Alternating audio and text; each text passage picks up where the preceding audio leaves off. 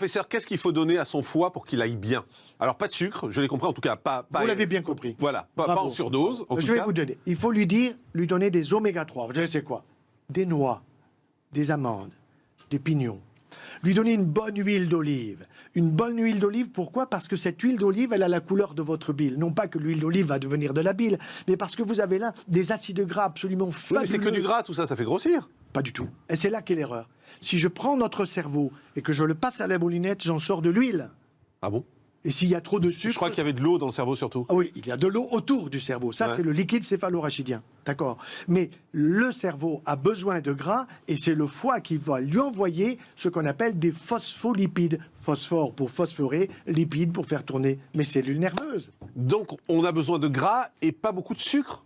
Alors on met tout dans le même panier, on dit mangez pas de gras, mangez pas de sucre. Et d'ailleurs, il y a le petit bandeau en bas quand on voit des pubs, attention, ne mangez pas trop gras ni trop sucré. C'est une connerie? Oui. C'est de la pub. Hein. Et il y a des pubs... Oui, enfin, non, à part que ça, c'est mis par le gouvernement. C'est le gouvernement qui... Le gouvernement. D'accord, j'ai compris.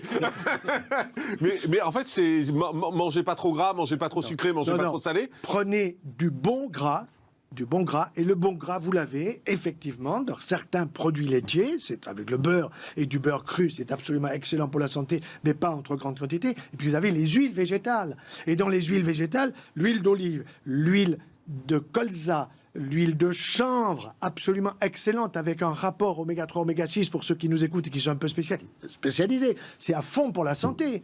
Et à ce moment-là, vous ne risquez pas le Covid-19. C'est ça que j'essaye de faire passer, c'est que nous avons le traitement contre cette maladie, à la fois pour le prévenir, avec du zinc, avec une bonne alimentation, en esquintant pas son foie.